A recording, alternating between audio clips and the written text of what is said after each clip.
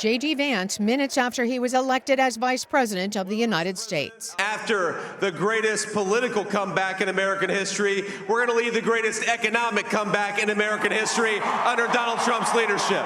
This stage is a long way from the back roads of Middle America. Jackson, Kentucky isn't where Vance was born, but this is where he calls home. Now, when I proposed to my wife, I said, honey, I come with $120,000 worth of law school debt and a cemetery plot on a mountainside in eastern Kentucky.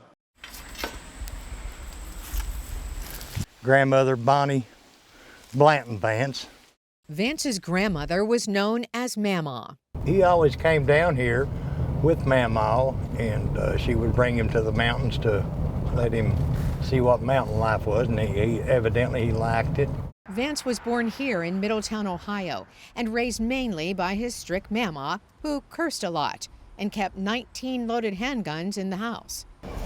With his stepfather's last name, J.D. Hamill won his first election, ironically as vice president of his Middletown high school class. He served as a Marine and then graduated summa cum laude from The Ohio State University. Then on to Yale, where Vance clicked with fellow law student Usha Chilakore, his future wife.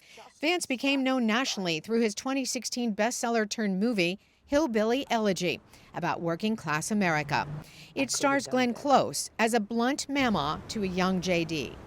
But you got to decide. You want to be somebody or not? With the support of then-former President Donald Trump, J.D. Vance, the boy from Ohio who loves Kentucky, was elected as a senator from Ohio. And a quick 2 years later, J.D. Vance to be the next Vice President of the United States. Trump chose Vance as his running mate. But he got off to a rough start, having previously called Trump, quote, reprehensible, and having claimed to be, quote, a never Trump guy. Now, Vance's policies reflect Trump's. And when asked, did the former president lose the 2020 election? No.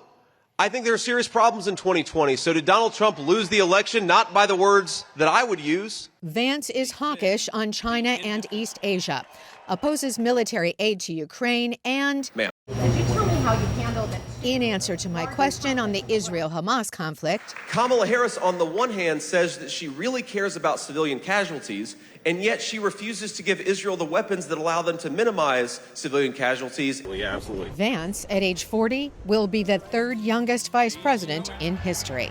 Let's get to work and make it happen. Carolyn Presutti, VOA News.